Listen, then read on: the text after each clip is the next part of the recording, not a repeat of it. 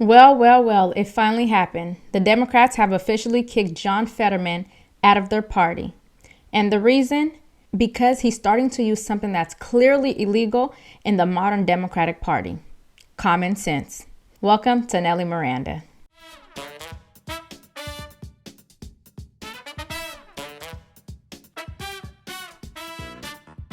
We're going to expose the raw desperation, hypocrisy, and panic that's driving the left to devour one of their own. If you appreciate honest commentary, please don't forget to hit like, subscribe to the channel, and tap the bell so you're always in the loop. Let's dive in. John Fetterman. Yes, that Fetterman. The one who used to be Bernie endorsed and held as a progressive working class champion. He has slowly but surely been drifting towards the center. And for the Democratic Party, that's unforgivable. So what do? They drop a carefully orchestrated hit piece accusing him of being mentally unfit, unwell, and off of his recovery plan. MSNBC even rolled out this depressing package that tried to pretend it wasn't political. The major headline here in what is a very long piece is that some of the people closest to Senator Fetterman, I mean really close, are extremely concerned about his well-being and mental health. Yeah, that's right. It was a really hard story to work on, to be honest. It was a sad story. These are a lot of people who truly believed in Fetterman for a long time, and some of them have political disagreements with him now, and a lot of people want to make this all about political disagreements. But these are people who are genuinely worried about him. They had a hard time working for him, and they want to see him get back on his recovery plan. They feel like he has fallen off the recovery plan that he was on. Basically, this is someone who had a stroke in the campaign, had to come back from that stroke and go campaign, even as he is having severe auditory processing issues as a result, which is a nightmare if you have to talk all the time. He manages to get elected, and then he checks himself into Walter Reed for 6 weeks for depression. Right. Genuine concern. That's the same party that spent 4 years defending Joe Biden's blank stares, incoherent babbling, and weekend lid calls. Now, suddenly, they're the health experts, again, because Fetterman won't parrot every single woke talking point that they send his way.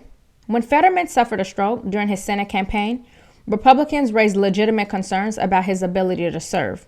But Democrats shouted, "Ableist, bigot, how dare you!" He couldn't hear properly. He literally struggled to process language.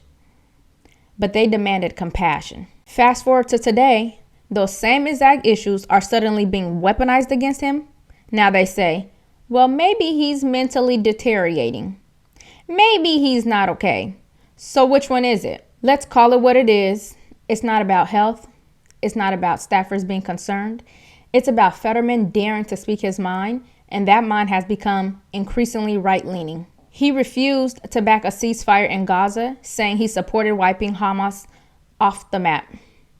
He's taken a centrist position on crime, Israel, and even border policy. And that's what really pissed off the DNC.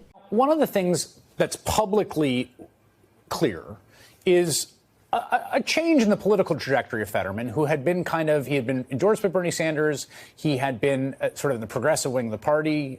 I talked to him about in that interview I did a long time ago to his wife, who came here when she was undocumented, and he gave a very spirited defense of her being here. And he has moved to the right, I think, on a number of key issues. He still votes with the Democrats mostly, but particularly on Israel and Gaza.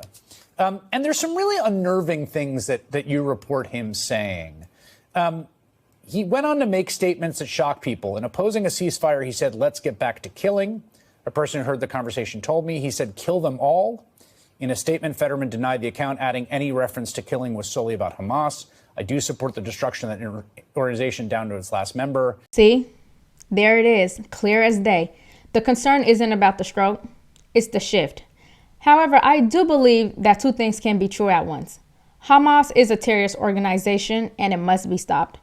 That much is very clear. But I wish there was another way to defeat Hamas without the killing of innocent children. It's so sad. It's devastating.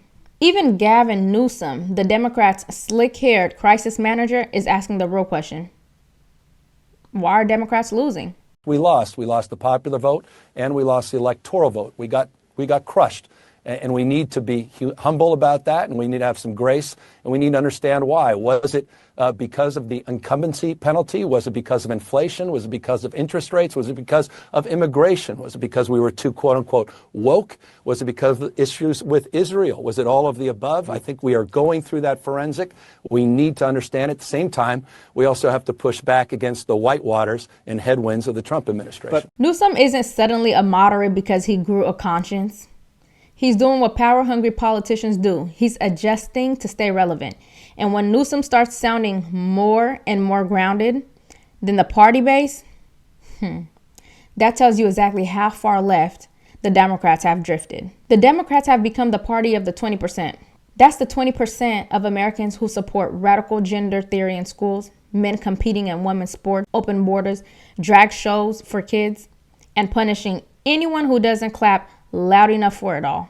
And if you deviate, even just a little bit, like John Fetterman did, you're branded as a traitor, mentally unfit, or worse. Fetterman, who still votes Democrats on a majority of issues, is now being labeled a radical conservative simply because he supports America, opposes terrorism, and wants sanity in policy. Imagine that. They're trying to make an example out of him to keep the rest in line. John Fetterman might not be your typical conservative hero, but he's exposing something far bigger. The Democratic Party cannot tolerate dissent. They do not want dialogue.